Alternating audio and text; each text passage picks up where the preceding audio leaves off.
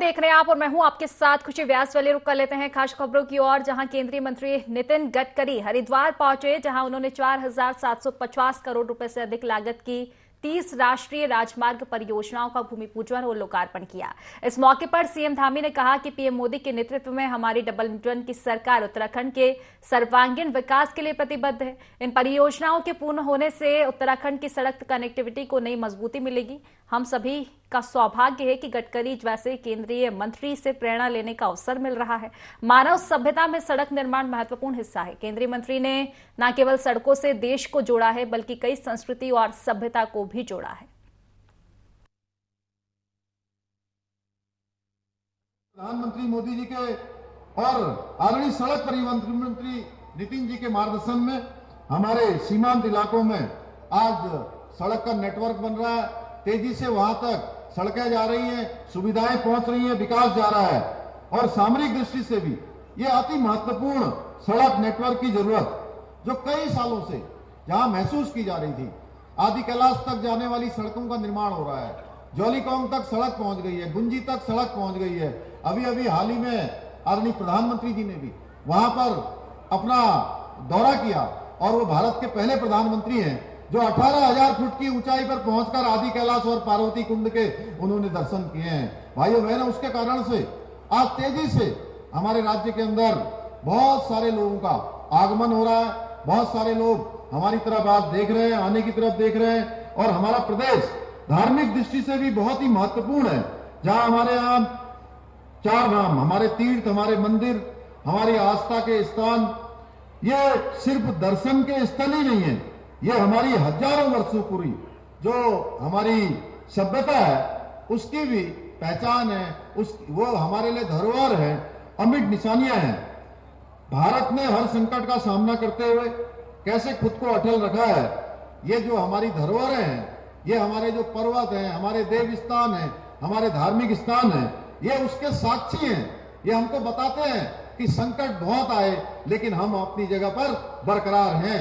जहां पर हम थे वहीं हम हैं। कोई भी देश अपने अतीत को भुलाकर कभी भी आगे नहीं बढ़ सकता, कभी भी विकास नहीं कर सकता। हमें संतोष है कि हमारे प्रधानमंत्री आदरणीय मोदी जी के नेतृत्व वाली सरकार ने बीते 10 वर्षों में बहुत स्थितियों को बदला है। आज देश दुनिया के अंदर, अभी अजय भट्ट जी कह रहे थे, आज पूरे भारतवासियों का, चाहे वो विदेशों में भी रहते हैं, उनका मान सम्मान बढ़ा है। मैं भी इन्वेस्टर ग्लोबल समिट के संबंध में जब इंग्लैंड में गया था, वहां मैंने देखा वहां के मंत्री जिस प्रकार से भारत का गुणगान कर रहे थे, हमारे यहाँ G20 की प्रशंसा कर रहे थे। निश्चित रूप से मेरा नहीं, पूरे हमारे भारत के रहने वाले 140 करोड़ भारतीयों का वो सुनकर गर्व से सीना ऊंचा हो जाएगा। भाइयों बहनों, हमारे प्रधानमंत्री जी के नेतृत्व में 4 धाम के साथ ही मानसखंड माला मिशन के तहत हमारे सारे मंदिरों का यहाँ पर जीर्णोद्धार हो रहा है। बहुत सारे मंदिर हमारे जो मानसखंड माला मंदिर मिशन में है, 16 मंदिरों को हमने पहले चरण में उनका विकास करने में, उनका पुनर्निर्माण करने का हमने संकल्प लिया है। हम उस दिशा में तेजी से आगे बढ़ रहे हैं। आज चाहे टनकपुर पिथौरागढ़ की जो सड़क कनेक्टिविटी है वो तेजी से बढ़ी है, किस प्रकार से विकास हुआ है हमने देखा है। और दिल्ली जाने के लिए जिस प्रकार मुरादाबाद से, रामपुर से 6 लेन हाईवे हमको मिल रहा है, आप यहां से जाते थे, मेरे खटीमा का बाईपास भी आपके ही कारण से हमको मिल पाया। मैं आज इस मंच से आपका उसके लिए भी धन्यवाद करता हूं, क्योंकि खटीमा का बाईपास भले ही हमारा वो बहुत बड़ा बाईपास नहीं है, 6 किलोमीटर, 7 किलोमीटर, 8 किलोमीटर का बाईपास है, लेकिन उसमें जाने वाले लोग नेपाल के भी हैं, टनकपुर बनबसा के भी हैं, पिथौरागढ़ और धारचूला तक के लोग उस बाईपास के बनने से जो उनको शहर के अंदर से जाना पड़ता था, उससे काफी उनको आराम मिला है, काफी सहूलियत हुई है।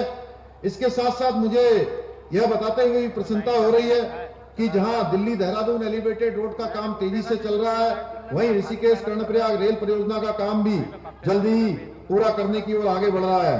भाइयों बहनों, ऐसे अनेकों काम आज आगे बढ़ रहे हैं। मैं बहुत ज्यादा आज इस अवसर पर नहीं कहना चाहता हूं। मैं यही कहना चाहता हूं कि हम जन आकांक्षाओं को पूरा करने के लिए पूरी ऊर्जा के साथ दिन रात कार्य कर रहे हैं, दिन रात योजनाओं को आगे बढ़ा रहे हैं। और जो पहले की सरकारों में जो वादा करने की गारंटी देते हुए केवल और केवल चुनाव के समय में वोट बैंक के तहत उनको बरगलाने का काम होता था, हर वर्ग को छलने का काम होता था, वो सारा का सारा बदल रहा है।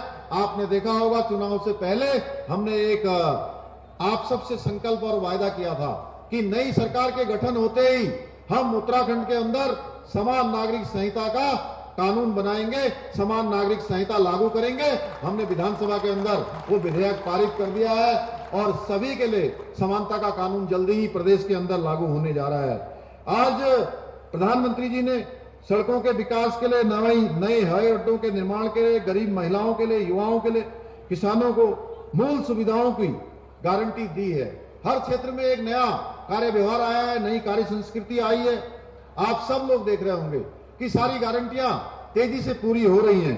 भाइयों बहनों, बहुत बार लोग कहते हैं डबल इंजन क्या कर रहा है, डबल इंजन का क्या अर्थ होता है। डबल इंजन सरकार हर लाभार्थी तक विकास को पहुंचाने के लिए प्रतिबद्ध है। अगर ये सब काम हो पा रहे हैं, आज इतनी 8 परियोजनाओं का यहां पर शिलान्यास हो पा रहा है, भूमि पूजन हो पा रहा है, तेजी से सारे काम आगे बढ़ पा रहे हैं, तो इसका कारण ही केवल है कि जो हमारी जरूरत है वहां केंद्र में बैठी हुई हमारी जो सरकार है, आदरणीय नितिन जी, आदरणीय प्रधानमंत्री जी, उन सभी कामों को स्वीकृति प्रदान करते हैं जिनकी हमको आवश्यकता होती है। हमारी गंगा अविरल हो, निर्मल हो और ये प्रदूषण से, जल प्रदूषण को मुक्ति मिले, इसके लिए आप विशेष ध्यान दीजिए। गंगा में कोई होटल का पानी, गंदा पानी नहीं जाना चाहिए। ये पूरे देश के लोगों की आस्था और श्रद्धा है और निश्चित रूप से इकोलॉजी एंड एनवायरनमेंट के लिए भी आवश्यक है। आप जरूर इसमें कार्य कर ही रहे हैं। आपके नेतृत्व में नमामि गंगा अविरल निर्मल होगी, वो देश के करोड़ों भारतवासियों का सपना इस निमित्त पूरा होगा। यही मेरा आपसे निवेदन है। दूसरी बात, इस देवभूमि को प्रदूषण से मुक्त करें। अब मैं कहता था वो बात अस्तित्व में आ गई। 5 साल में देश में डीजल पे चलने वाली बसेस नहीं रहेंगी, सब इलेक्ट्रिक बसेस हो जाएंगी। इलेक्ट्रिक कार आ गई, इलेक्ट्रिक स्कूटर आ गई, इलेक्ट्रिक ऑटो रिक्शा आ गई। किसानों ने तैयार की हुई इथेनॉल की गाड़ी आ गई। अब मैं हाइड्रोजन के गाड़ी में घूमता हूँ, इथेनॉल के गाड़ी में घूमता हूँ, इलेक्ट्रिक के गाड़ी में घूमता हूँ। कल 2 दिन पहले मैंने एक लूना को लॉन्च किया, इलेक्ट्रिक लूना। मैं जब विद्यार्थी था तब लूना चलाता था पेट्रोल में, तो उसका कॉस्ट आती थी 40 पैसे पर लीटर। मैं बात कर रहा हूँ करीब 40 साल पहले की। और आज मैंने जब इलेक्ट्रिक लूना को लॉन्च किया तो उसका खर्चा 10 पैसा प्रति किलोमीटर। आप उत्तराखंड में रोपवे, केबल कार, खानाकुलर, रेलवे, अर्बन ट्रांसपोर्ट और इलेक्ट्रिसिटी। मैं तो बेंगलोर में हवा में चलने वाली बस चलाने का सोच रहा हूं, जहां 250 लोग हवा में उड़ते उड़ते जाएगा। और मैं आपको मालूम है, ठोकराड़ मारने वाला लीडर मैं नहीं हूं। मैं जो बोलता हूं वो डंके के चोट पर पूरा करता हूं। मैं मुख्यमंत्री जी को कहूंगा, तुम पैसा मत लगाइए, ये पूरे ब्रिज आपने बनाए।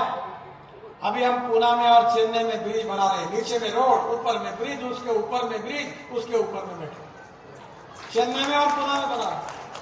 अब मुझे पहले बोलते तो मैं भी ये डबल डेकर बना देता था, क्योंकि यहाँ बहुत एक ही साइड में डेवलपमेंट हुई है। अब आप गंगा के बीच में जोड़ने के लिए एक स्टडी करिए, पहाड़ों को ऊपर से ऊपर जोड़ने के लिए स्काई बस शुरू करिए, ताकि नीचे से कोई चलेगा ही नहीं। और इसलिए पब्लिक ट्रांसपोर्ट और इलेक्ट्रिसिटी मैं करीब 1.5 लाख करोड़ के प्रोजेक्ट कर रहा हूं। आपके प्रदेश में 16,000 करोड़ के कर रहा हूं। अरे 2, 4, 5 हजार करोड़ और मांग लो, मैं आपको दे दूंगा। आप जल्दी प्रपोजल भेजिए और ये उत्तराखंड की जनता को प्रदूषण से मुक्ति दिलाइए। Import substitute, cost effective, pollution free और इंडिजिनस। अब हमने G20 में बायोफ्यूल का अलायंस किया। मैं तो इसका बहुत एक्सपर्ट हूँ, कंसल्टेंट हूँ। अब मेरा सलाह सब प्राइवेट सेक्टर के लोग भी लेते हैं, तो आप जरूर इसकी शुरुआत करिए। इस देश का किसान अब केवल अन्नदाता नहीं है, वो ऊर्जादाता बना।